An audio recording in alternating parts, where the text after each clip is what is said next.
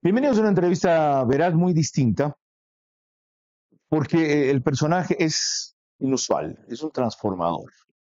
Mario Alonso Puig es recontra conocido, por lo menos en castellano, también en otros idiomas, por sus conferencias, sus libros, más de 10, por el material que se exhibe constantemente en YouTube. Algunos fragmentos van a ver a lo largo del programa, pero más por la expectativa que generó esta semana en sus dos conferencias extraordinarias. En Quito, más de 2.000 personas; en Guayaquil, más de 800, porque las circunstancias eran distintas. De las 2.000 en Quito, 500 fueron llevadas por Stephanie Spin. Eran madres todas, mujeres todas, de manera gratuita a asistir allí. Y especialmente por el tema que nos propuso desde hace un par de meses. Haz lo imposible. Tacha el haz lo posible. Y de cómo en su conferencia desarrolla esa tesis, esa motivación, pero además ese ejercicio con quienes asistieron allí. Tengo testimonios maravillosos de alguien que fue de Machala a Quito, quiso venir a Guayaquil, y la compañía estaba, la conferencia estaba sold out. Me dejó un hermoso rosario de regalo, le dio otro a él, en fin. La próxima hora está dedicada a entender y explorar mejor su pensamiento. Les recuerdo que nos pueden seguir para eso por Facebook y YouTube, de ver a su manera. Estamos también en Stream TV Cable, que es Canal 15 de Vito TVO, o si prefieren alta definición 709. En DirecTV el canal es 124, corresponde a Manavisión. Señal abierta solo en Manaví. En Estados Unidos llegamos por Macro Digital. También en España, en Hispasat por Macro Digital, y en Ecuador nos ponen varias provincias, en especial Galápagos, donde va a ir Mario Alonso después de esta serie de conferencias. Las dos radios de mayor cobertura en el país que producen el programa: Caravana 750M y Blue 88.9 FM. Alborada en Imbabura es 90.3 FM y el reprise solo lo hace Extrema 92.5 FM para Cotopaxi, Tungurahua, desde Ambato. Dicho eso, cuando volvamos, Mario Alonso Puig. Hago periodismo político desde 1975 y de opinión desde 1978. En ese género cabe ser pluralista, pero no imparcial. Mi experiencia en la búsqueda de democracia exige dejar fuera a quienes la dinamitan y criticar a quienes la construyen para que el modelo sea veraz. Respondo aquí por lo que opino. Mis invitados por lo que expresan. Nada de eso compromete o representa a este medio. Una entrevista veraz es la mejor forma de conocer la verdad. A eso los invito. Ahora. Este espacio veraz llega a ustedes gracias a Banco del Pacífico, Pharmacies, Marathon Sports, Pica,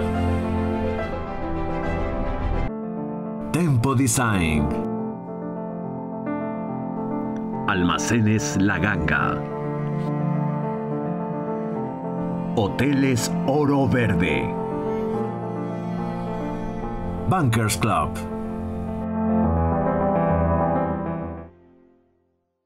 Esta es una ocasión y un privilegio especial, y no me voy a detener en lo que ya conocen ustedes de Mario Alonso Puig. Me han explicado que se dice así, decimos Puig. Ni en toda la sabiduría que ha difundido y compartido, sino explorar un poco más en el cómo. Porque es fundamental para mí arrancar en esta entrevista o mencionar muy al principio de esta entrevista, como ustedes notarán, el concepto de lo imposible. Porque así se llamó su conferencia, tanto en Quito como en Guayaquil. Haz lo imposible. En el anuncio veo que tachaban la IM de imposible. Haz lo posible. Él mismo nos convocó de esta manera. En esta conferencia te invito a un viaje lleno de descubrimientos. No se trata solo de escuchar, sino de experimentar juntos una transformación desde dentro. Juntos exploraremos cómo liberarnos de esas creencias que nos han limitado durante años. ¿Cómo trabajar en lo invisible, en aquello que no se ve, pero que determina lo que conseguimos? ¿Cómo reinterpretar las situaciones difíciles para convertirlas en oportunidades de crecimiento, mejora y evolución? No se trata de poner solo el foco en el destino.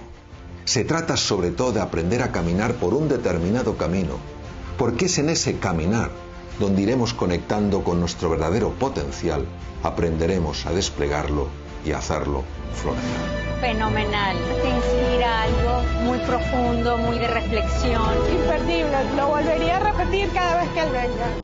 Todos quienes van a sus conferencias, leen sus libros, reproducen sus videos, les sume primero una fascinación por las puertas que abre.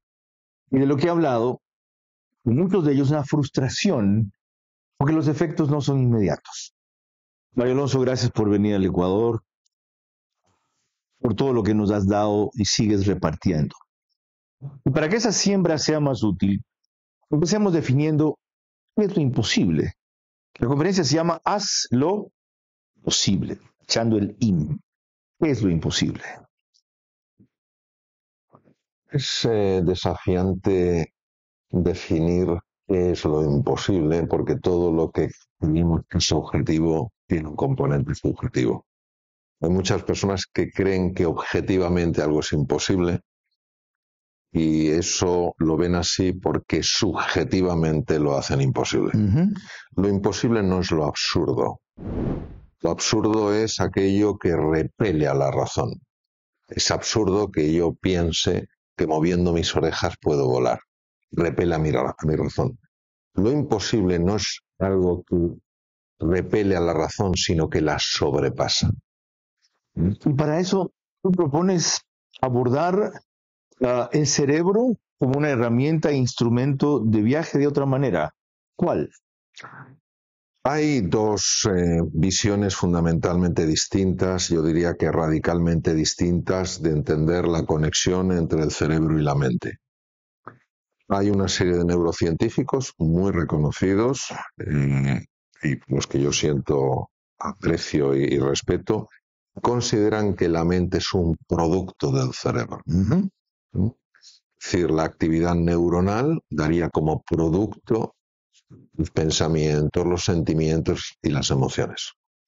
Hay otros neurocientíficos y otros investigadores, entre los que me incluyo yo mismo, que consideramos que el cerebro es muy importante en estos procesos, en estas situaciones, pero la mente no es un producto, la mente es un proceso en el cual interviene el cerebro, por supuesto, en el cual interviene el cuerpo, por supuesto, en el cual interviene la cultura, naturalmente, y en el cual interviene algo que trasciende los sentidos y de lo que se ha hablado desde hace siglos, llamémosle campo cuántico, Jung le llamaba inconsciente colectivo. Entonces, ¿qué ocurre?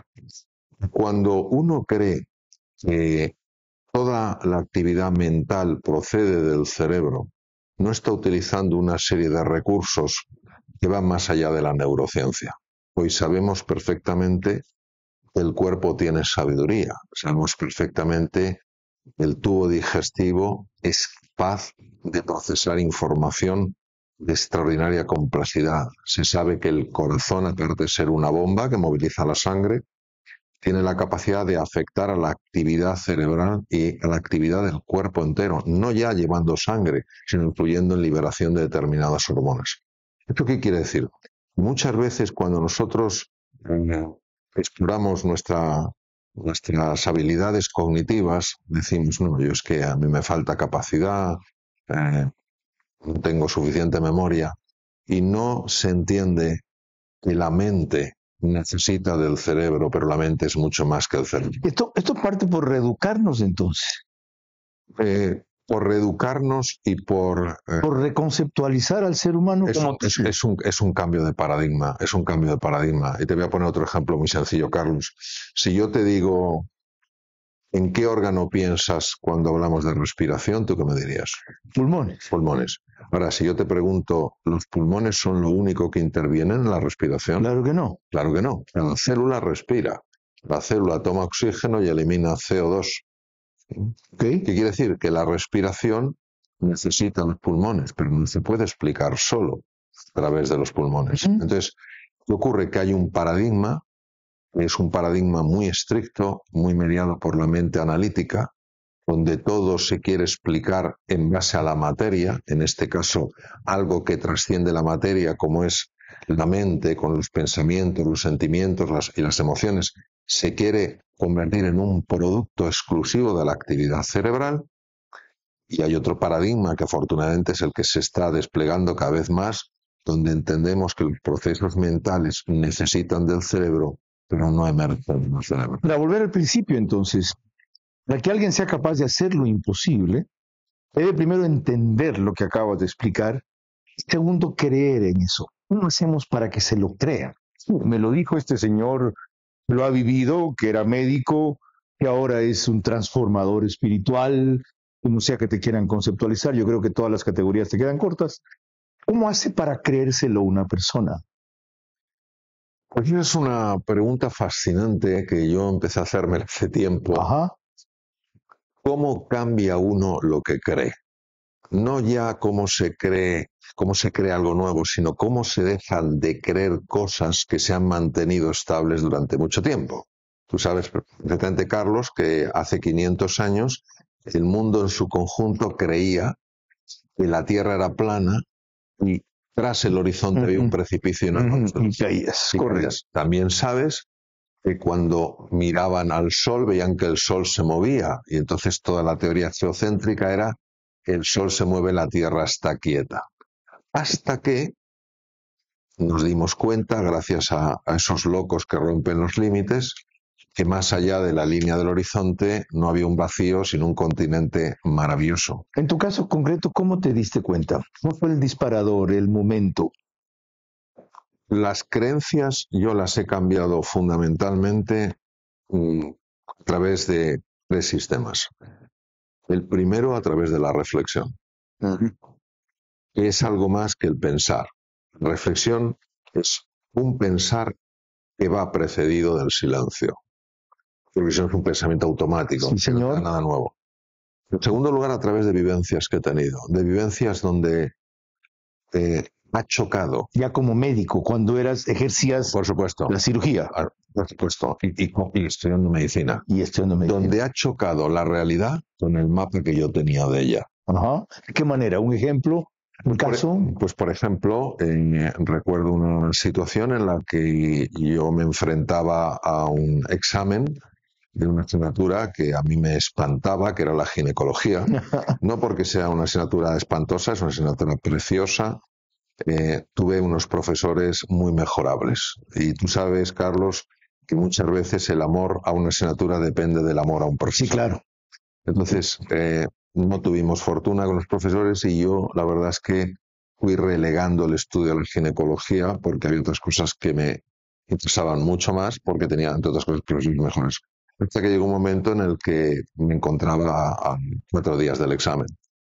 Tenía que estudiarme, yo había hecho ya mis prácticas, esto era ya un examen ya teórico, y tenía tratados, volúmenes, tratados, típico de la medicina. Los tratados del profesor Botella y Usía, el catedrático, de color verde, y cada vez que me ponía a leerlos no se me quedaba nada, absolutamente nada. Era frustrante, o sea, estaba 4 días del examen, primer día me pongo, paso la página y ya no me acuerdo de nada. Paso la página y no me acuerdo de nada. Consigo acordarme de algo, paso 3 páginas, no me acuerdo de nada. Y así fue transcurriendo los 2 primeros días. Quedaban 2 días ya para el examen y han pasado 2 días, 0 de éxito, no recordaba nada. Quedaban 2 días y al siguiente tenía el examen. Y ese día me acosté, después de todo un día de frustración, intentando acordarme de eso. Y en el sueño me ocurrió una cosa. En el sueño tuve una experiencia en la cual pude entender lo absurdo que era que estuviera angustiado por un examen de ginecología cuando el mundo era tan hermoso. Yo nunca había tenido una experiencia igual en mi vida. fue algo sobrecogedor. ¿Y fue soñando? Sí, fue soñando. ¿Cómo la recordabas luego conscientemente? Fue soñando y además, bueno, esto más lo he contado en público. Qué bueno. O sea que va a ser la primera vez primicia. La voy a contar. Me acosté con el mismo nivel de angustia, pues ya solo me quedaban 2 días y era imposible. Y me vi de repente corriendo en una playa, en el agua, pero había poca profundidad.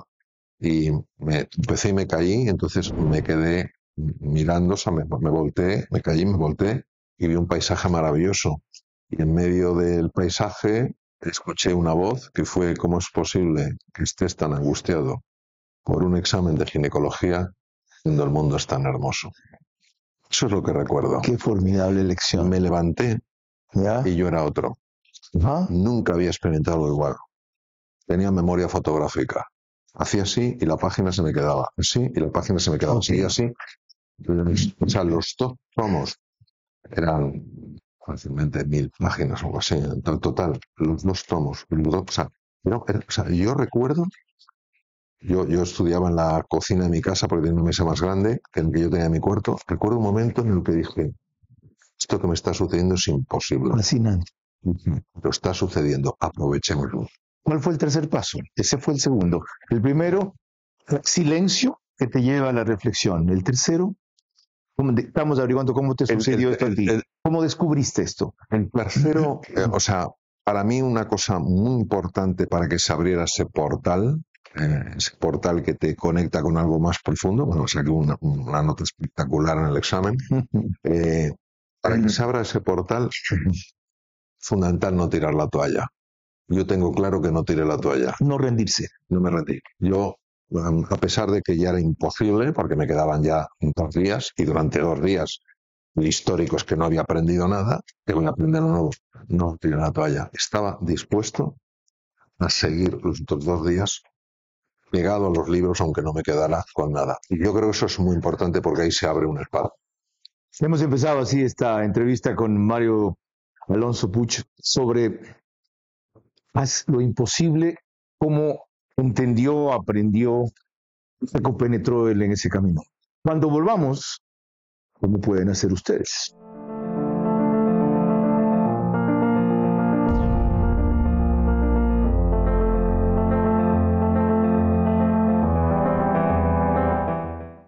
Después de la tormenta llega la calma y con ella una buena noticia.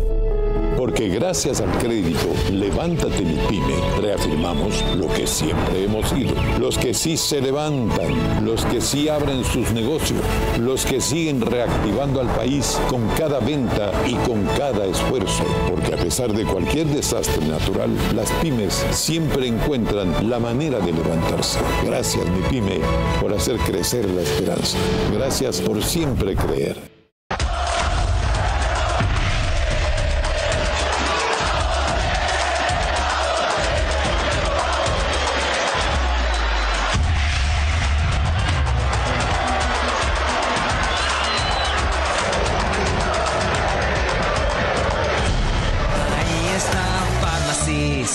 Macrolote en Babahoyo. 4 hectáreas ideales para proyectos inmobiliarios y ciudadelas. Zona estratégica, alta proyección y gran plusvalía. Contáctanos 099-098-3591.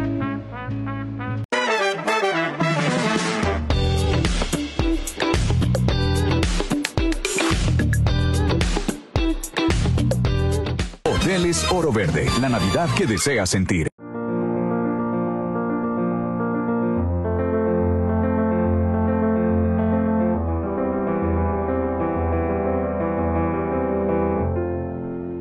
Recuerden ustedes, en una comparecencia en Ver a su manera, Stephanie Spin describió cómo el contacto de ella con Mario Alonso Puig le dio sentido al desafío que había encontrado en su vida.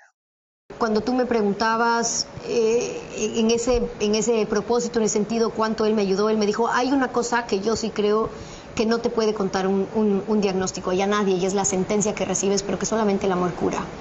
Otra cosa que muchos, si no lo viven, no lo podrían vivir con el cliché. Y yo te diría que hoy vivo una historia de un día a la vez donde el amor me cura, pero como tengo este reloj gigante que tú tienes aquí, pero el mío es así de grande, así de más grande que el tuyo, aprendo a vivir sabiendo que cada hora que yo tengo tiene que valer la pena. Esta hora conmigo tiene que valer la pena, porque si no, el reloj no puede ser un día más, sino un día menos. Mario Alonso Puch es nuestro invitado especial y la ocasión de su presencia en Guayaquil, estuvo también en Quito, más de 2.000 personas. En la de Guayaquil se vendieron, porque era un auditorio más pequeño, enseguida sold out, más de 800. Se decía que su presencia fue la ocasión para lanzar la certificación en habilidades emocionales aplicadas, así se llama. Certificación en habilidades emocionales aplicadas, voy a tener que entrar. Porque es una formación 100% online, pionera en el país. Lo hacen con la UES, la Academia en Busca de Sentido. Para entrenarnos en competencias como resiliencia, me cuesta menos. Regulación emocional, me cuesta mucho. Liderazgo interior, me cuesta algo. Comunicación consciente, más o menos. Gestión del estrés, pero algunas otras habilidades emocionales. Pero lo interesante, esta alianza de UES con la Academia en Busca de Sentido, está convencida de que estas son las habilidades más necesarias hoy, tanto a nivel personal como profesional. Porque creen, y aquí viene lo fascinante, que una sociedad emocionalmente más sana es también una sociedad más empática, más justa y más humana. Y para ellos, Mario Alonso Puch encarna todo lo que promueven. Transformación desde el alma, desde un propósito. Una entrevista que tuvimos hace pocas semanas con Stephanie Spin explicó eso. Quizás ni siquiera me he planteado el para qué estoy. Yo siempre digo, ¿qué van a decir, Carlos, en tu funeral? Soy feliz, pero no me llena. Tú sí sabes qué van a decir en tu funeral en una línea, pero ¿cuántos de ustedes en verdad saben cómo quieren que se diga Daniela, José, Luis, fue, no trabajó en, no, fue, ¿qué fue? Porque es distinto tener, hacer, que ser. Entonces lo que se va a contar de nosotros en el funeral está muy conectado con ese propósito, que grandes expertos como María Alonso y ellos me entrenaron un poco en eso, pero yo descubrí algo que quizás sí llegó con la discapacidad, y es que el talento sin propósito se desperdicia. Y yo estaba muy ensimismada en el talento. Es durísimo decirlo. El talento sin propósito se desperdicia. Qué maravillosa confesión. Ahora vuelvo al tema central de la conferencia que lo trajo aquí. Es el fascinante de todos los libros, chats, YouTube, entrevistas que ven de él.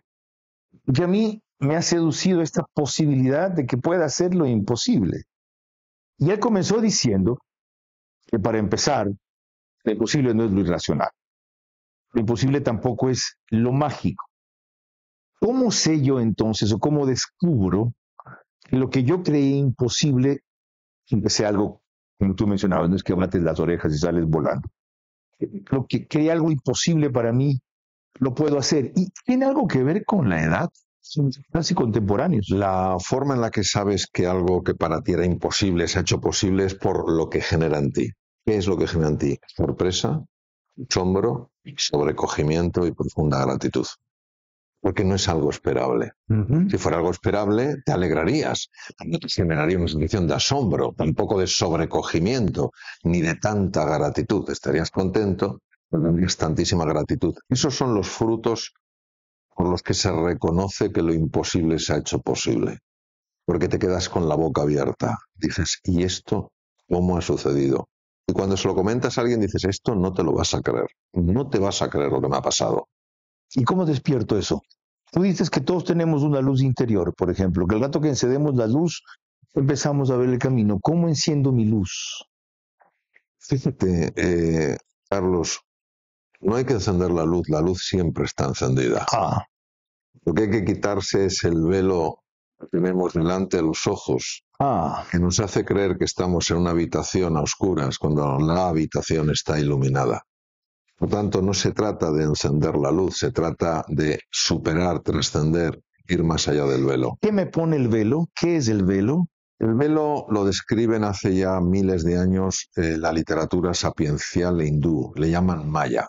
Es el gran espejismo. Nosotros, en el lenguaje más moderno, podríamos llamarlo el yo ilusorio, yo egoico, ego.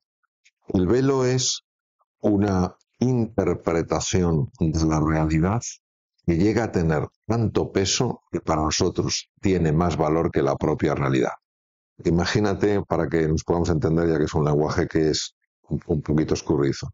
Imagínate, Carlos, que yo tuviera un mapa y ese mapa describe parcialmente una realidad. Lo que no cabe duda es que lo más real no es el mapa, es la realidad. El valor de un mapa es la precisión con la que transmite una realidad. Correcto, una descripción aproximada. Una descripción lo más aproximada. Entonces, ¿qué sería lo lógico? Sería lo lógico que cuando yo entro en contacto con la realidad y me doy cuenta de que hay aspectos del mapa que están incorrectamente trazados, yo cambie mi mapa. Si tú ves los mapas de la Tierra hace 600 años, correcto, no tienen nada que ver con lo de ahora. Pero ¿qué es lo que hace Maya? ¿Qué es lo que hace el velo de la ilusión? ¿Qué es lo que hace el yo ilusorio, el ego? Hace algo muy curioso. Dice que quien está mal es la realidad. A ese extremo. A ese extremo. Ok. Y como la mente es la que procesa la realidad, al final, lo que más peso tiene en mí no es lo que me muestra la realidad, sino lo que yo decido creer es verdad. Y ese es el tema. Esto es muy desafiante porque estamos separando algo que uno no lo ve separado. Uno dice, pero no ves que esa es la realidad, y otro dice, pero no es la realidad. ¿Ese proceso puede descubrirse solo? Se puede descubrir solo. Hay personas que lo descubren solo, hay personas que se les cae el velo de los ojos de alguna manera y entonces entran en otra experiencia de lo que es la propia vida. Hay personas que el velo se va cayendo. Es como si utilizáramos, en vez de la analogía del velo, imaginemos la analogía de un muro, ¿no? Hay personas que de repente se cae el muro y ven lo que hay detrás del muro. La mayoría de los que he hablado en tus conferencias me dicen, a propósito de la símil que acabamos de hablar, que el velo se les cae en tu conferencia, que el velo se les cae cuando leen un libro, el velo se les cae a charlas tuyas de 2 horas en YouTube, cuando le ponen atención e interés a fondo a eso. Pero la mayoría me dicen también que luego no sé cómo seguir. Es decir, este hombre me abre una puerta y me muestra un camino, pero no sé cómo caminar. Vamos a ver, cuando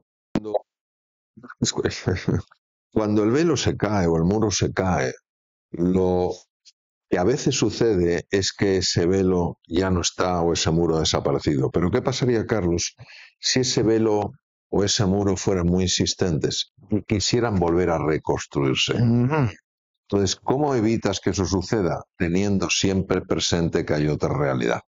Por eso el precio de la libertad es la eterna vigilancia. Ok. ¿Sabes? Yo puedo... El precio de la libertad es la eterna vigilancia. Es estar permanente atento, y cuando ves que el muro se está queriendo volver a reconstruir, tú haces el quitar de nuevo ladrillitos para que se vaya cayendo el muro. Otro detalle, para quienes hayan leído su biografía y si no lo han leído, háganlo. La gente ve ahora este Mario Alonso Puig, pero no fue así siempre. De lo que yo he investigado, esto fue un proceso en él mismo acaba de describir el ejemplo de el tiempo que le tomó y la circunstancia especial que vivió para poder asimilar las clases de ginecología. El Señor no es un mago, el Señor es un transformador. Entonces, pues que ustedes ya por leer, ver, asistir, etcétera, esperen al día siguiente un resultado distinto. Él acaba de decir lo que tiene que hacer. El precio de la libertad es la vigilancia permanente. Y el precio de la felicidad. El precio de la felicidad. ¿Existe eso? Sí, hay que pagar un precio. ¿Tú eres feliz? Sí. ¿Siempre? Siempre que estoy conectado con mi yo profundo.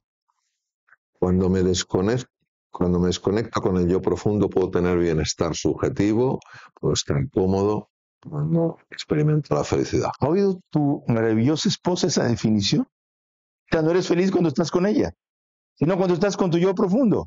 No, claro, vamos a ver. ¿No puedes en serio? No, es que nosotros tenemos que distinguir. Qué maravilloso. Nosotros tenemos que distinguir muy claramente lo que es el bienestar, el goce de los sentidos, de lo que es el gozo del corazón. ¿Qué es ser feliz entonces en ese sentido? Ser feliz es descubrir realidad. En el momento en el que tú descubres quién eres en realidad, en el momento en el que tú entiendes que tu esencia, lo que realmente te define, es unidad, verdad, bondad y belleza, como lo describió perfectamente Aristóteles, pues te das cuenta de que no tienes que tener miedo. Te das cuenta de un montón de cosas. Ahora bien, no es incompatible que tú desde el yo profundo sientas la conexión con otra persona como es tu mujer, un amigo, un hijo, es decir, tenemos una tendencia a decir lo uno o lo otro, es lo uno y lo otro. ¿Qué es el yo profundo? Dice, siempre que me conecto con mi yo profundo. Es muy fácil de entender. Otra cosa es vivirlo.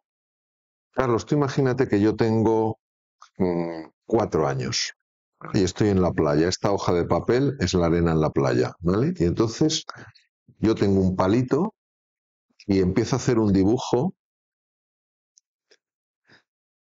Tengo 4 años y hago un dibujo pues muy sencillito, ¿vale? Es un dibujo mío. ¿Ya? Es como un autorretrato en la playa. Rejón de paso. Y entonces aquí viene lo interesante. Aquí, en lugar de decir, esto es un dibujo que he creado, digo, este soy yo. Entonces, cuando una ola llega y quiere borrar el dibujo, yo le intento impedir, porque es mi dibujo. El yo profundo no es el dibujo, el yo profundo es el artista. La pregunta es, ¿dónde hay más recursos? ¿En el dibujo o en el artista?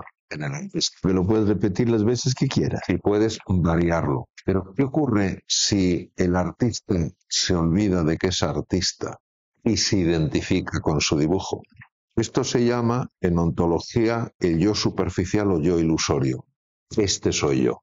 Y por eso, aunque lo que he dibujado no es muy bonito, no quiero que nadie me lo toque. Y por eso no paro de repetirme, yo nací así, soy así, siempre seré así. Entonces lo que yo propongo en mis libros, en mis conferencias, en lo que sea, es que salgamos de la película del personaje con el que nos hemos identificado y nos reconozcamos como espectadores y guionistas. Porque cuando tú te reconoces así, puedes crear una nueva historia. Fascinante. Con eso, yo profundo. Con eso vamos a proseguir enseguida, porque entramos en la parte central de lo que creo que todos ustedes tienen avidez de conocer y desde luego de entender. Y esto último, y de paso aplica para mí, estoy aprendiendo, tengo 70 años, soy un poquito mayor que el señor. Ya seguimos.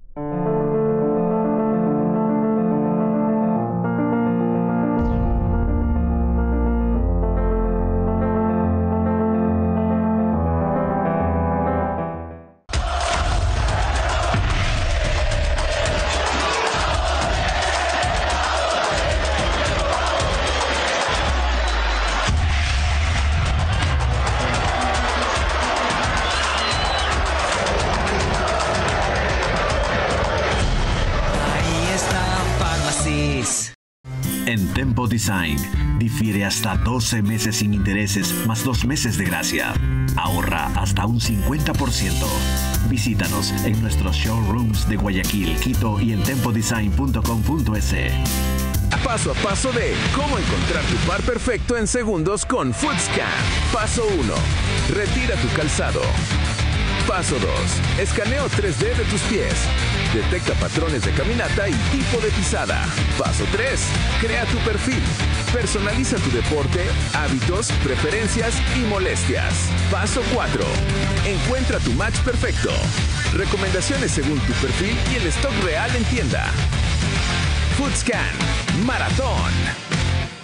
Macro lote en Babahoyo. 4 hectáreas ideales para proyectos inmobiliarios y ciudadelas. Zona estratégica, alta proyección y gran plusvalía. Contáctanos 099-098-3591. Bañarnos con lentejas en fin de año para ser abundantes el 2026. Sí podemos recibir el año nuevo a lo ecuatoriano.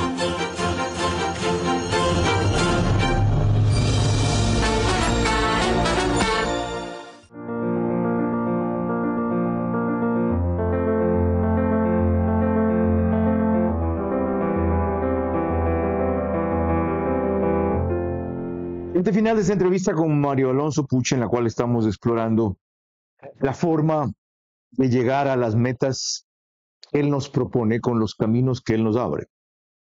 Y hemos visto que mucho depende de nosotros también. El Señor no es que te lleva de la mano, ni está cada rato, ni tienes que leer y releer a cada rato tus libros, sino que hay que entrar en una fase de exploración y de introspección que exige de parte de ustedes tener mucho. Para otros poco, depende. Él mismo contó su proceso. A veces hay un gatillador muy rápido. Y en otros casos, no se rindan, dijo también. No se impacienten. Ambas cosas me resultan muy difíciles, especialmente la una. Pero la que a mí más me intrigaba es el tema de la edad. Quienes más se acercan a tus consejos y enseñanzas y a tus caminos son gente madura, 40, 45 años. Las primeras conferencias que vi tuyas largas, y las primeras creo que se difundió, pero esos años ya fueron las del BBA, las de las primeras, y después eso ya se hizo en formato. Llevaba ya muchos años. ¿Verdad? 15 años tal vez. Previo a BBVA. Ok, ya. ¿Eso tiene algo que ver con la edad? La forma en que se asimilan los conceptos y conocimientos. A los 70 años yo puedo cambiar. Mira, afortunadamente, cuando estoy con las personas que van a las conferencias o leen mis libros o siguen los canales de YouTube, lo que sea, cada vez hay más personas muy jóvenes y ya incluso niños. Es verdad que la media es una media ya de personas que, aun siendo muy jóvenes, tú eres muy joven, con 70 años, están interesadas en crecer y en evolucionar, y esto lo estamos viendo con personas muy jóvenes. Mira, a tu pregunta te diré un sí más grande que el salón en el que estamos. Y te voy a dar varias razones. La primera razón, la que más nos abre los ojos, que es una razón de orden científico. La neuroplasticidad, la capacidad de formar nuevas neuronas, nuevos circuitos, dura toda la vida. Ahora bien, pide unos requisitos. El primer requisito es no decirte, en tu caso, no decirte ya soy demasiado mayor para aprender. Segundo requisito es decir, bueno, yo ya en el ocaso de mi vida, ¿a qué me voy a dedicar? El tercer requisito es no decir, bueno, yo con la edad que tengo ya que puedo esperar. Y el cuarto requisito es darle la vuelta a todo esto y decir, tengo todo por hacer.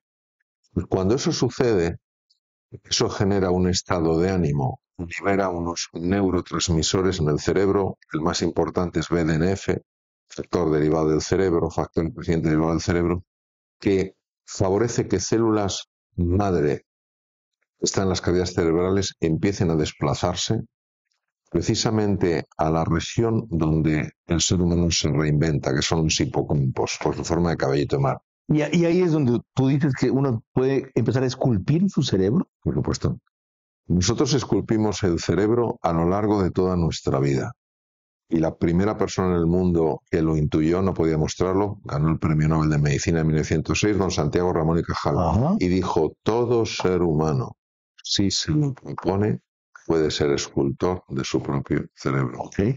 Hoy es incuestionable que la ilusión, las ganas de crecer, el propósito, las ganas de contribuir, el no tirar la toalla, el seguir buscando cosas que te apasionen, todo eso culpa el cerebro. A ver, voy a decir, para ese señor que tú entrevistaste es muy fácil. Claro, él y tú también tienen una vida relativamente cómoda. Yo en medio de las carencias diarias no tengo empleo. En medio de las amenazas que hay en Guayaquil, no sé si vuelva vivo a la calle. Ok. En medio de los problemas de los hijos, no sé cómo sacarlos de esta inversión constante. No tengo tiempo para hacer lo que propone este señor. Mira, yo escribí un libro que se llama, hace años, que se llama Reinventarse, tu segunda oportunidad. Ajá. Lo escribí en 2010. En el 2008 hubo una de las crisis económicas más tremendas que se han vivido. Montones de personas perdieron el empleo. Montones de personas andaban por ahí sin saber qué hacer en sus vidas. Y esas personas dieron testimonios de cómo el hecho de empezar a leer, se podía cambiar el cerebro, que uno podía reinventarse, hizo un clic en sus vidas. Es cierto, el que era arquitecto técnico se convirtió, compró una licencia de taxi y empezó a llevar un taxi. Es cierto que la persona que hacía una cosa se reinventó haciendo otra. Todos los testimonios, y algunos salieron en televisión, todos los testimonios hablaban de un renacer de la persona. Es decir, si tú pierdes el trabajo, has perdido el trabajo, lo que no has perdido es tu dignidad como ser humano. Que no tengas trabajo no quiere decir que no seas una persona válida. ¿Qué ocurre? Que si tú crees por no tener trabajo ya no vales, es que no vas a encontrar otro trabajo. Mira, me invitaron una vez a cenar y se sentó a mi lado, o me senté yo al lado, de una señora que se dedicaba a personas que habían salido de las empresas, recolocarlas, por decirlo de una manera un poco tosca, pero bueno, reubicarlas, digamos mejor. Y me dijo con verdadera, esto fue hace ya bastantes años, me dijo con verdadera tristeza, dice, mira Mario, han perdido sus empleos, les he conseguido nuevas oportunidades de empleo y llegan con una actitud hundida, llegan con los pelos revueltos, dice, y es una pena porque tienen un gran talento, pero se han hundido porque han perdido su trabajo. Y yo sufro, me decía ella, porque viendo que podrían recuperar su trabajo, no el de antes, un trabajo, ellos mismos han tirado la toalla. Pero no estamos diciendo que esto sea fácil, nunca hemos dicho que este camino sea fácil. Lo que decimos es que este camino es posible y nadie nos va a garantizar tener éxito. Lo que no cabe duda es que si una persona, aunque pierda su trabajo, aunque esté en una situación económica difícil, si no pierde el ánimo, si sigue buscando, si va con una buena actitud, va con una buena disposición, es más probable que aparezcan oportunidades. No, yo es que quiero la seguridad solo tenemos una. Un día nos vamos de aquí. Ok. Sigamos por allí. ¿Dónde nos vamos el día que partimos de aquí? Hay una parte nuestra que desaparece, obviamente, que es la parte material, la parte física, vuelve a la tierra. Y hay una parte que es lo que realmente nos define, es nuestra esencia, nuestro ser, que es eterno. ¿Tu energía dónde se va? Tu espíritu no desaparece. ¿Tu energía dónde se va? ¿Se transforma y dónde se va? Si yo pudiera contestarte a esta pregunta, mostraría un nivel de arrogancia tremenda. Okay. Yo te digo dónde me gustaría que fuera. ¿Dónde? Me gustaría que fuera con quien me creo. Me gustaría que la energía que pueda tener, la pequeña luz que tenga, se funda, es decir, se una con quien me creo. ¿Y con quién te creó fueron tus padres? No, con Dios. Con Dios. ¿Crees en Dios? Claro. ¿Desde cuándo? Pues diría que desde siempre. ¿Y por qué crees en Dios? Y cada vez más. Porque primero permíteme que defina para mí quién es Dios. Para mí Dios está descrito como amor infinito e incondicional, sabiduría infinita y poder infinito. Por tanto, no es una figura a la que yo tenga ningún miedo. Primer punto. Segundo, tampoco para mí es una figura que me esté mirando a ver si me porto bien para decidir si me voy para arriba o me voy para abajo. Tampoco es una figura que me ponga condiciones para que me ame. Por eso me parece lo más hermoso fundirme en esa dimensión. No me interesan imágenes de Dios en las cuales solo si me porto bien merezco su cariño. Solo si soy perfecto puedo ascender a los planos más altos. No me interesa porque eso no me mueve. Si Dios es amor infinito e incondicional, y por lo tanto poder infinito e incondicional, ¿por qué permite un mundo tan injusto? Es muy interesante lo que dices, y hay un escritor por el que siento un gran aprecio, que es Albert Camus, nació en Argel, ganó el Premio Nobel de Literatura, sus escritos son espectaculares, era profundamente ateo. Sí. Y era, bueno, no es que ateo, el ateo es el que va contra Dios, era agnóstico, como diciendo, okay. Agnóstico tirando al ateo negativo, que es el ateo que dice Dios no existe. Que ataca la creencia. No, ese es el ateo positivo. El ateo positivo ataca la creencia, el negativo dice Dios no existe, pero tú crees en él. Okay. Entonces él iba con un amigo suyo, eran pequeños, iban caminando por la calle, había otro chico por allí, pasó un camión, lo atropelló y lo mató. Y entonces al ver, se volvió a su amigo y le dijo, ¿ves? Mira arriba, y él calla. Muy interesante porque siendo el ateo, en su obra El verano, habla de que en medio del invierno descubrí que dentro de mí había un verano invencible, que no importa cuánto el mundo ataque, hay algo más fuerte atacando de vuelta. Entonces, de alguna manera, él conectó con ese principio, ¿no? Es algo que de alguna manera puedes sentir que existe, no tienes que convencer a nadie de ello y tampoco tienes que sentirte avergonzado, sino todo lo contrario. En mi caso, por hablar de ello desde el respeto y desde el profundo. Maravilloso. Y la mención venía a propósito de que muchos creen que una condición sine qua non para hacer lo imposible es creer en Dios.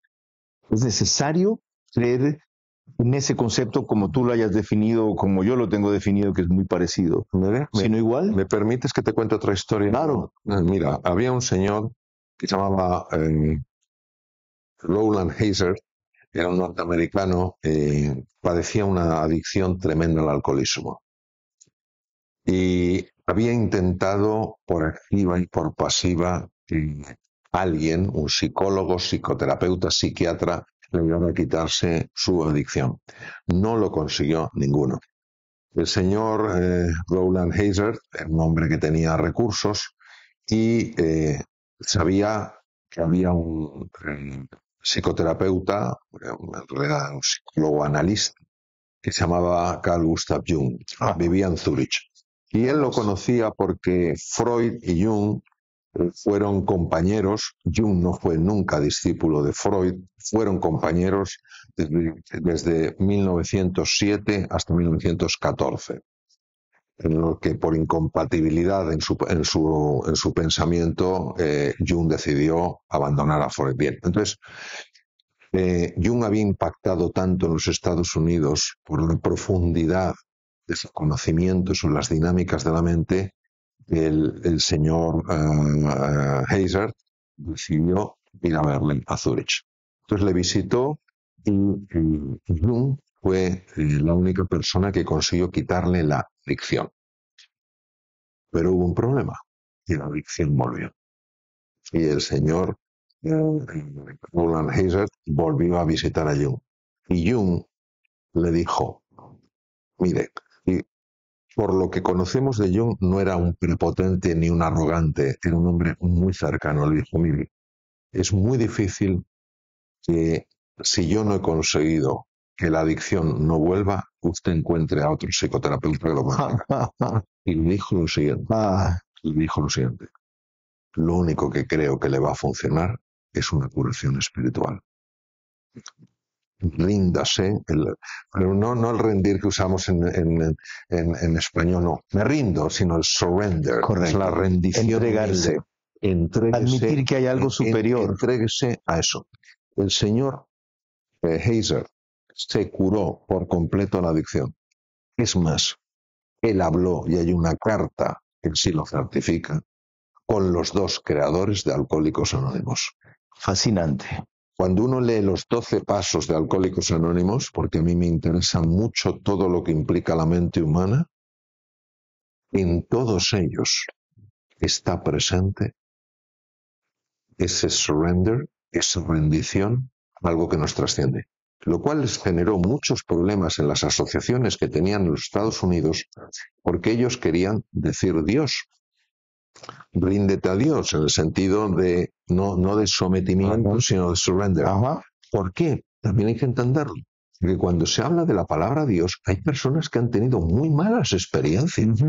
Y entonces la misma palabra es un sarpullido emocional. Y claro, por eso hay que matizar muy bien cuando uno habla de Dios, ¿de qué está hablando? No de quién está hablando, sino de qué está hablando. Entonces, por eso considero que hoy en día las psicoterapias que mejor funcionan son las que tienen un impacto ontológico. ¿Qué quiere decir? Que van a la esencia Y si el ser humano en su esencia fuera espíritu, entonces ahí habría unas posibilidades de curación que no son imposibles. Mira, los dos creadores de Alcohólicos Anónimos que hablaron con el señor Bullard-Heiser, uno trabajaba en la bolsa de Nueva York y el otro de un médico, el doctor Bob. El nivel de alcoholismo que tenían era tan brutal que les había arruinado la vida. Habían probado de todo. Y fue en el momento en el que se rindieron, en el sentido bello de la palabra, no en el sentido de sometimiento, se abrieron a una fuerza superior a ellos, se curaron por completo. Formidable ver cómo se conjuga o debe necesariamente conjugarse lo espiritual con lo material, si se quiere lo energético, claro, el cuerpo con la mente, claro, para que esto tenga un mejor funcionamiento. Para concluir, cuéntame un par de cosas sobre la extraordinaria amiga, mujer, periodista, madre, que te contactó y te trajo para acá. Ella contaba recientemente lo que hizo en su vida el viaje del héroe. Ella dijo que sintió que ese libro lo habías escrito para ella. Y que a raíz de eso, ella se transformó, se motivó, vio una salida. ¿Cómo defines este reto y este camino que se ha impuesto Stephanie Spin en el Ecuador a raíz de la circunstancia de su hija? Yo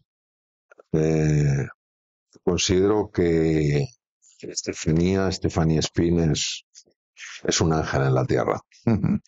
Es una mujer que tiene una extraordinaria talla como ser humano. Exactamente. Y es una mujer tremendamente sensible no solo a su situación particular, sino la situación de tantas madres, de tantas familias que hacen frente a un desafío de semejante calibre. Una persona que ha sido capaz de influir a nivel internacional, influir a todos los niveles en los que se puede influir y hacerlo siempre con una sonrisa. Entonces yo siento, aparte de un enorme cariño por Estefanía, una enorme admiración.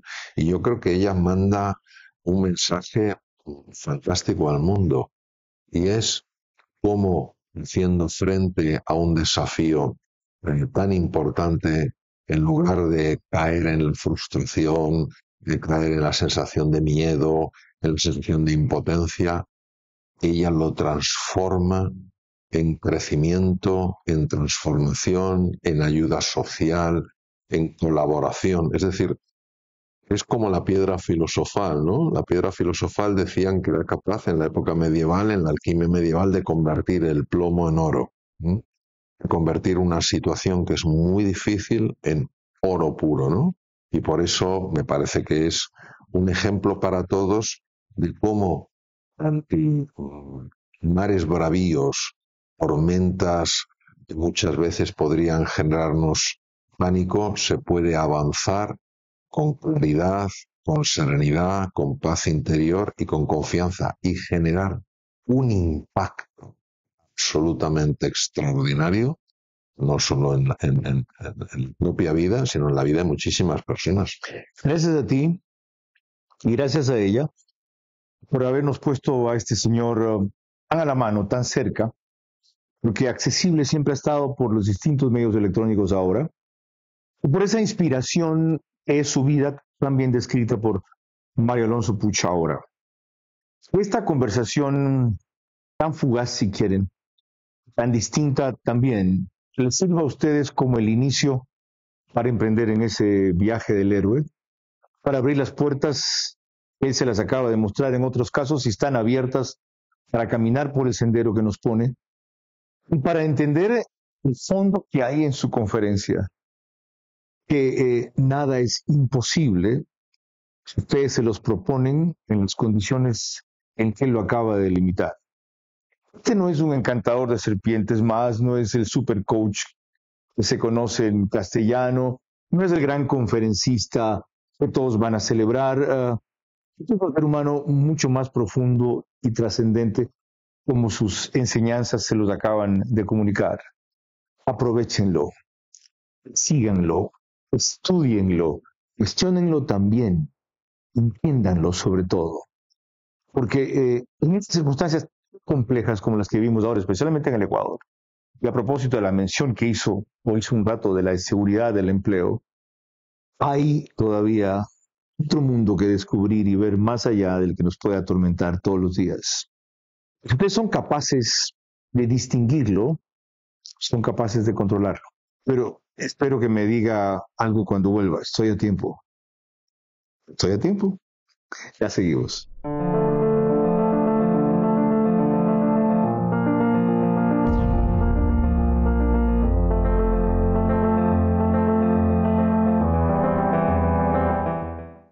Después de la tormenta llega la calma y con ella una buena noticia. Porque gracias al crédito Levántate mi pyme, reafirmamos lo que siempre hemos sido. Los que sí se levantan, los que sí abren sus negocios, los que siguen reactivando al país con cada venta y con cada esfuerzo. Porque a pesar de cualquier desastre natural, las pymes siempre encuentran la manera de levantarse. Gracias mi pyme por hacer crecer la esperanza. Gracias por siempre creer. En Tempo Design, difiere hasta 12 meses sin intereses más 2 meses de gracia. Ahorra hasta un 50%. Visítanos en nuestros showrooms de Guayaquil, Quito y en tempodesign.com.es. Macro lote en Babahoyo. 4 hectáreas ideales para proyectos inmobiliarios y ciudadelas. Zona estratégica, alta proyección y gran plusvalía. Contáctanos 099-098-3591. Hay decisiones que no se toman en cualquier lugar. Necesitan un escenario que las eleve. Aquí, la visión cambia. Las conversaciones abren puertas y cada decisión tiene una razón. Porque cuando quienes hacen que las cosas pasen se encuentran, todo se transforma.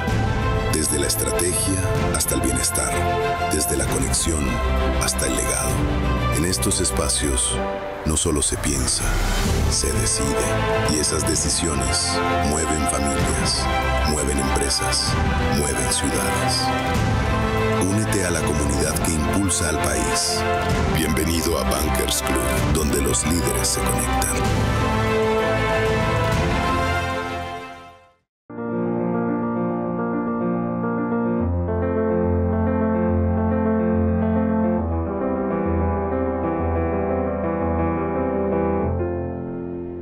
Bueno, me referí al Viaje del Héroe, una de las obras más conocidas de Mario Alonso Puch. Sobre ese tema también lo abordaron antes. La novela sigue una estructura que es el camino del héroe. El camino del héroe fue muy estudiado por un grandísimo científico, humanista, Joseph Campbell, norteamericano de Nueva York, y en él se basaron toda la saga, por ejemplo, de la Guerra de las Galaxias. Cuando George Lucas invitó a Joseph Campbell a su casa, a su rancho, Joseph Campbell se quedó sorprendido porque era lo que llaman un scholar, una persona dedicada a la investigación, y le invitó a un pase privado de la Guerra de las Galaxias y le dijo: sabes que me he basado en tu investigación. Y dijo: qué honor, ¿no? Joseph Campbell descubrió que en todas las tradiciones de Oriente y Occidente está registrado lo que se llama el viaje del héroe. ¿Qué es el viaje del héroe? Es ese viaje que te ayuda a trascender las ropas de mendigo y a encontrarte con la esmeralda. Es un viaje que te saca de tu zona de confort, de cómo te has definido, soy un mendigo. Te introduce en un mundo nuevo, jamás te has planteado que hubiera más de lo aparente y te permite encontrarte con tu riqueza interior. Mario Alonso Puch pone mucho énfasis en el poder de las palabras y en una entrevista anterior él explica a su interlocutora la diferencia entre decir esa es una persona deprimida y esa es una persona con depresión. ¿Qué quiero decir? ¿Notas alguna diferencia en lo que yo voy a decir ahora? Primero, es una deprimida. Segundo, es una persona que tiene una depresión. ¿Notas alguna diferencia? Bueno, la depresión es una enfermedad. Sí, pero ¿cuál te suena más dura? ¿Es una deprimida o es una persona que padece una depresión? Es una deprimida, me parece como un poco despectivo, ¿no? Exacto. Sí. Fíjate, aquí hemos identificado a una persona con una condición patológica. Es una deprimida. Hemos utilizado el verbo ser. El verbo ser define la esencia de una persona o la esencia de un objeto. Es una mesa, es una copa, es un tigre, es un águila, es un ser humano, etcétera, etcétera. Entonces hay que tener mucho cuidado cuando se coloca junto a la esencia de una persona una cualidad que es profundamente negativa, una característica, la depresión. Esto es distinto decir, es una persona que tiene una depresión. Es decir, tiene una depresión, no es una deprimida. ¿Por qué te digo esto? Porque hay que tener mucho cuidado con el tema de decir, es una persona tóxica. Porque le estamos poniendo a un ser humano una etiqueta que ya lo hace profundamente rechazable. Nadie quiere estar al lado de un tóxico. Nadie quiere estar al lado de algo que te envenene. Gracias por tu tiempo.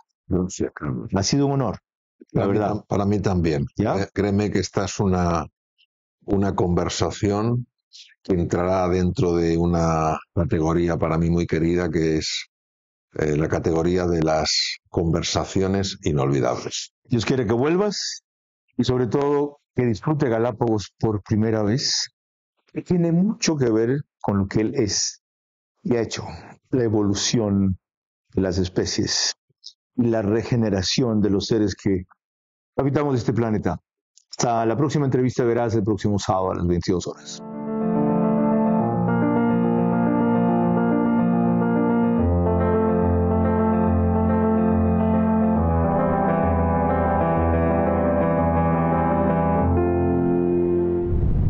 Este espacio Veraz llegó a ustedes gracias a Banco del Pacífico, Pharmacies, Marathon Sports, Pica,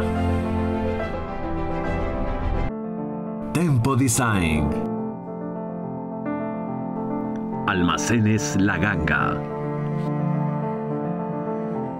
Hoteles Oro Verde, Bankers Club. Transmisión simultánea, Vito TVO, Manavisión, Macro Digital Televisión, Caravana 750 AM, Tiblu 88.9 FM, Alborada 90.3 FM Imbabura, Extrema 92.5 FM en Tungurahua y Cotopaxi.